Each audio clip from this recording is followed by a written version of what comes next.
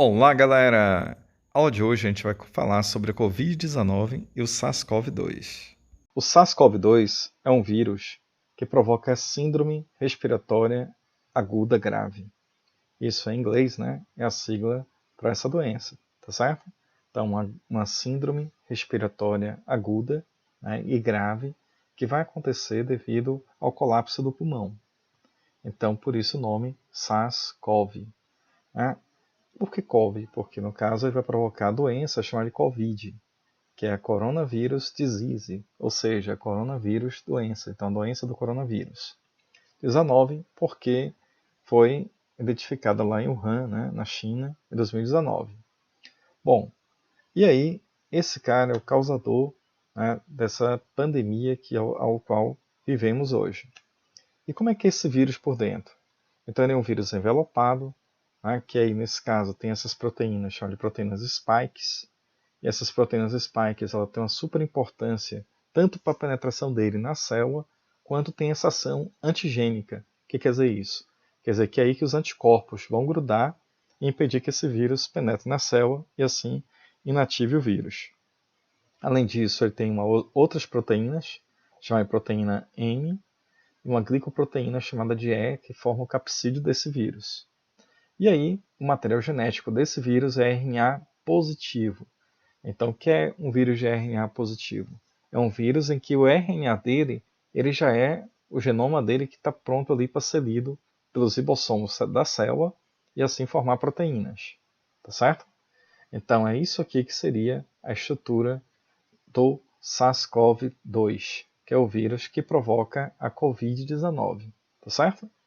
Bom, e esse vírus pertence a uma família que nós chamamos de Coronaviridae. E essa Coronaviridae existe então 4 tipos de gêneros, né, virais: o Delta coronavírus, o Gama coronavírus, o Beta coronavírus e o Alpha coronavírus. Como vocês podem ver na imagem, né, a Coronaviridae, ele, digamos assim, que o Delta e o Gama está mais relacionado a aves, né, e alguns mamíferos como golfinhos, baleias, né? E enquanto que aqui a família do beta-coronavírus é que tem aqui primatas e que tem humanos, né, na jogada.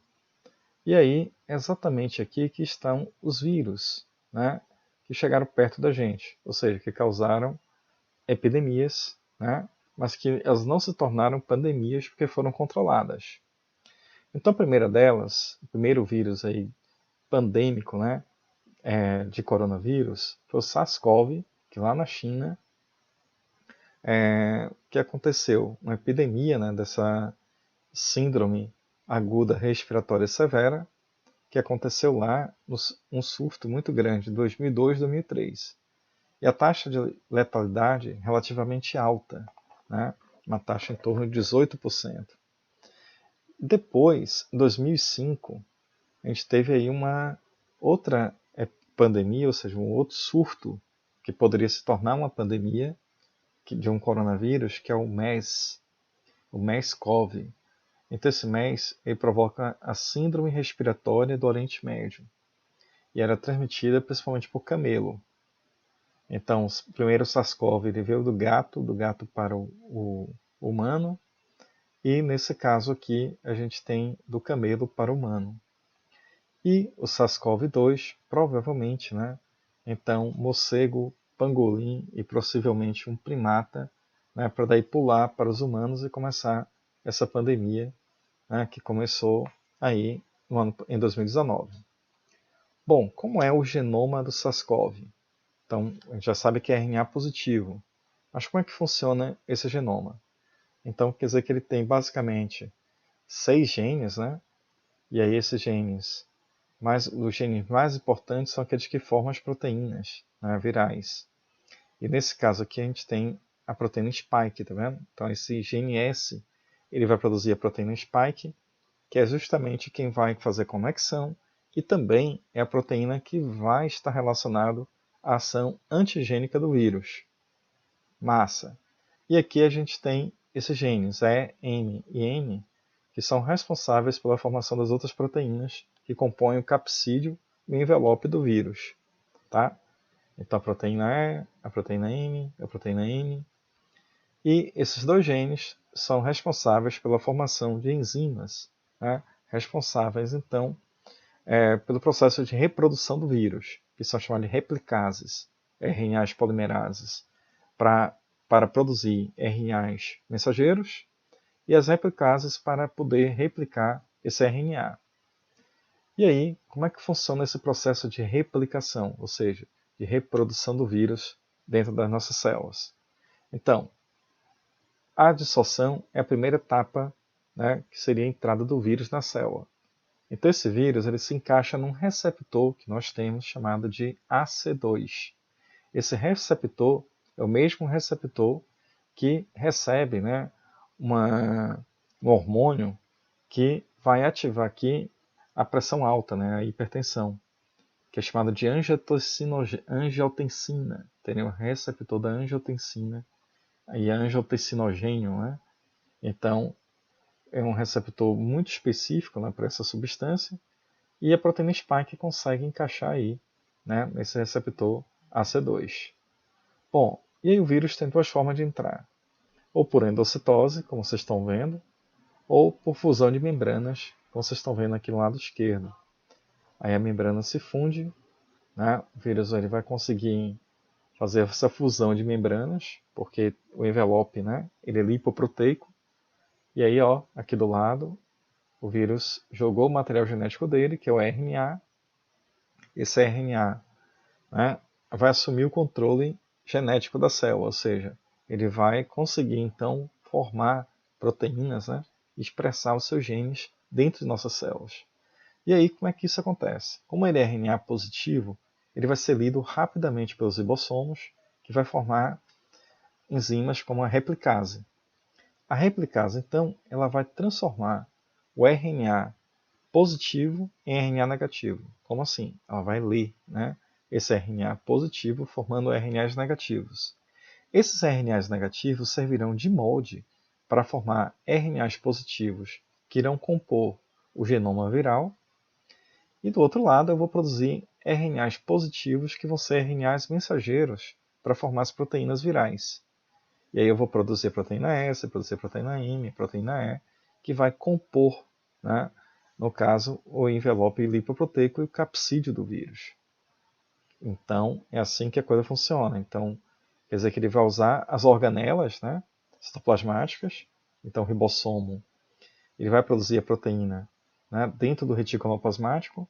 Esse retículo plasmático vai transportar para o complexo de Golgi e o complexo de Golgi vai simplesmente fazer esse processo de transferência, né? Olha lá, ó, através de vesículas que o Golgi produz, né? Então vai pegar esse RNA negativo, né, o RNA negativo que serviu de molde para formar RNAs positivos, que aí você está vendo a montagem do vírus, né? E aí o vírus está sendo montado dentro desse complexo de Golgi. E aí, uma vez montado, eu agora vou secretar esse vírus. Então isso está acontecendo, né, sem necessariamente matar a célula. É por isso então que pessoas, né, podem ficar assintomáticas porque a célula não está morrendo, né? Necessariamente aqui ele não está provocando aquele ciclo chamado de ciclo lítico. Não inicialmente, não está acontecendo isso. Então por isso a pessoa pode ficar sem sintomas e transmitir o vírus para as pessoas, tá certo? Bom, que mais? Então, é assim que funciona todo o processo de reprodução viral do SARS-CoV-2. E de onde veio o SARS-CoV-2? Como falamos antes, né, ele seria uma mutação do SARS-CoV-1, né, que ocorreu lá em 2002, 2003, e que nesse caso, né, um rato com um pangolim teria aqui misturado essas duas linhagens, né, de vírus, de coronavírus, e possivelmente um terceiro animal teria entrado aqui no esquema para poder contaminar o humano. E aí do humano passar para o outro humano. Porque é assim que funciona, galera. Ó, a doença que está para um animal só fica restrita àquele animal por causa dos receptores, né? Os receptores celulares. Então do morcego é do morcego, do pangolim é do pangolim. Mas o que aconteceu? Uma quebra de barreira proximidade, né, de morcego e pangolim juntos. E aí o que aconteceu? A contaminação do pangolim ou do morcego, enfim. E aí ocorreu a fusão, né, desses vírus, resultando ainda num terceiro animal, que esse terceiro animal ainda é uma pergunta de onde teria, quem seria ele, né? Possivelmente um primata, né, um macaquinho aqui, que seria esse terceiro animal para poder pular do humano, pular para o humano e do humano pular para outros humanos. E assim começar o processo pandêmico. Então, como é que ocorre a transmissão da Covid-19? Então, a Covid, os vírus são expelidos, como vocês viram ali, né, continuamente pelas células. Então, a gente fala, libera saliva, né, gotículas de saliva, e essas gotículas de saliva no ambiente, né, formam uma espécie de aerosol, e aí que se você não tiver com máscara, não tiver estiver sem proteção, o que é que vai acontecer? Você vai inalar essas gotículas de saliva contendo o vírus e na nossa pele a gente está tranquilo, porém a gente tem mucosas. E essas mucosas existem no nariz, na boca e nos olhos. Então, quer dizer que se essa gotícula de saliva contaminada tocar nariz, boca e olhos, é assim que o vírus vai conseguir entrar em nossas células. Então, com isso, aquilo que a gente pegar com a nossa mão, que outras pessoas pegaram, né? Então pode conter ali gotículas de saliva com uma carga viral relativamente grande.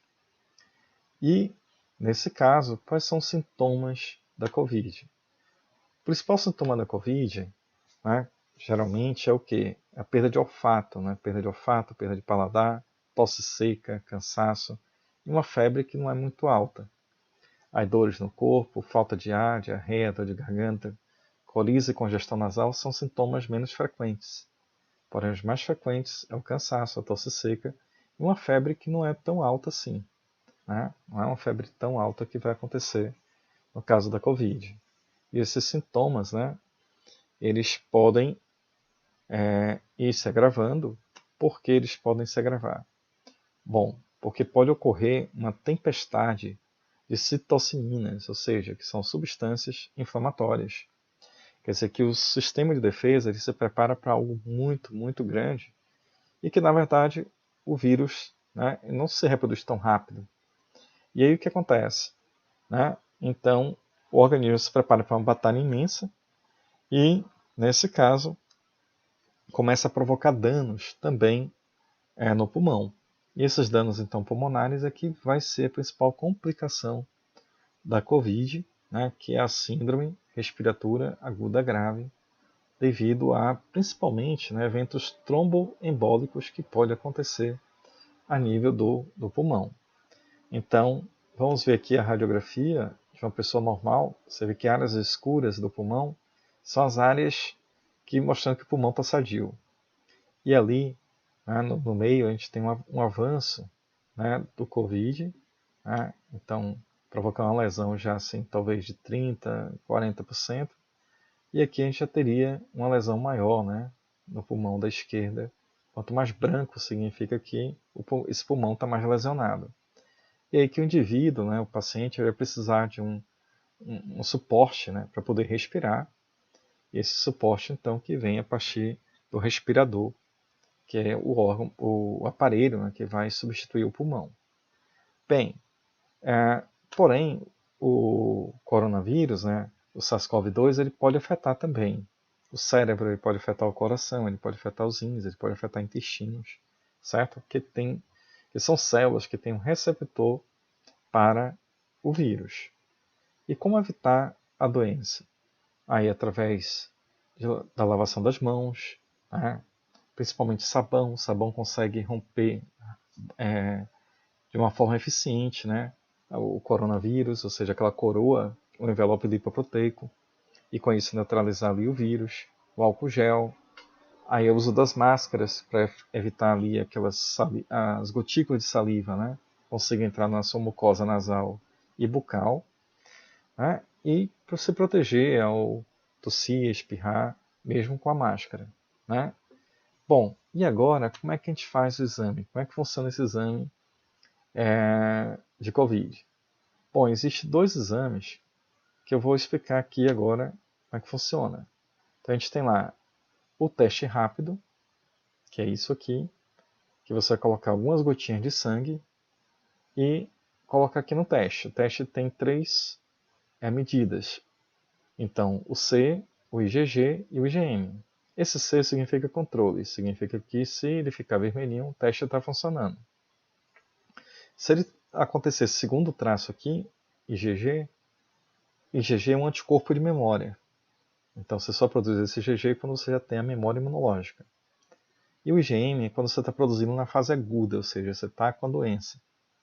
Então vamos tentar interpretar o exame do teste rápido. Então quer dizer que se der IgM e IgG negativo, significa que... E o controle ali, ó, tá vendo? Só o controle ficou vermelho, você nunca teve contato com o coronavírus, tá? Então você não tem anticorpos contra ele, nem IgM nem IgG.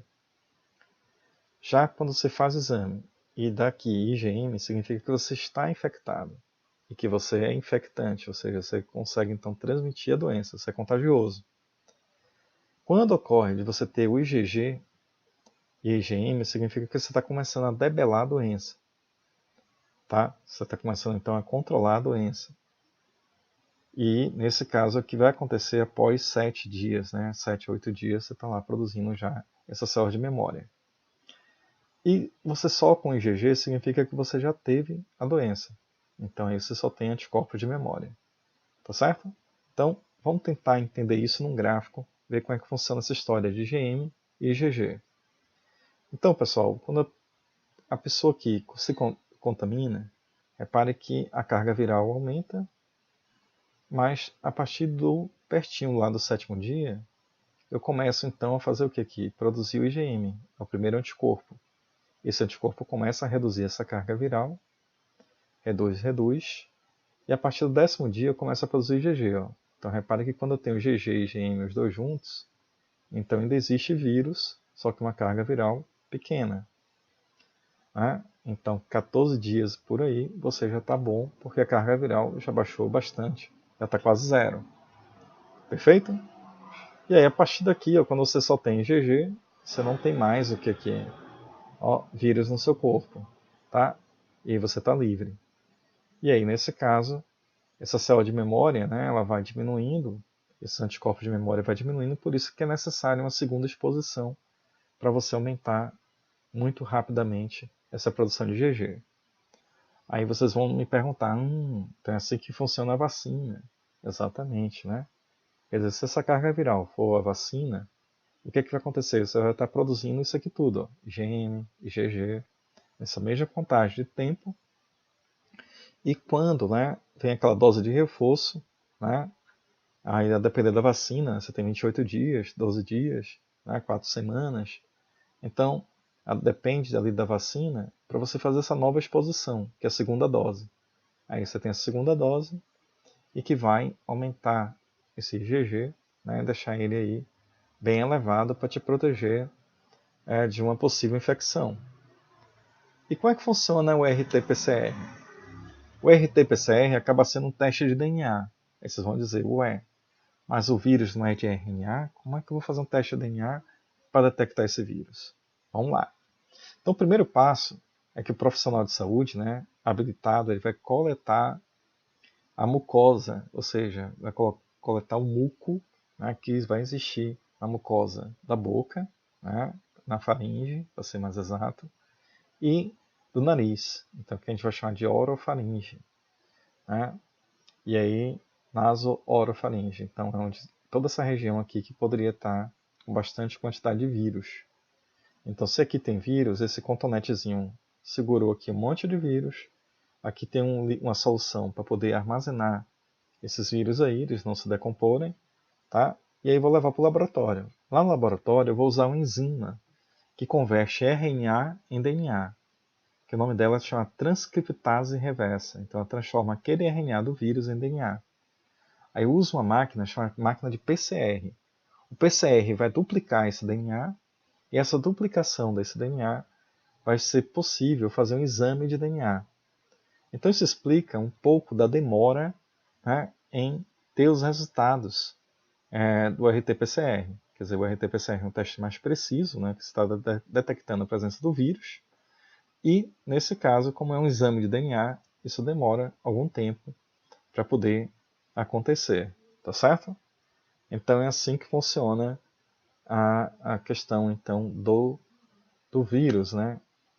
Covid-19 e essa doença então tão séria que está afetando aí a vida dos brasileiros e do mundo inteiro, né?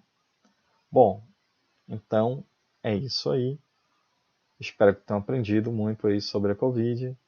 E a gente vai ter então um capítulo especial dessa história somente para falar de vacinas, que vai ser a nossa próxima aula. Então até lá.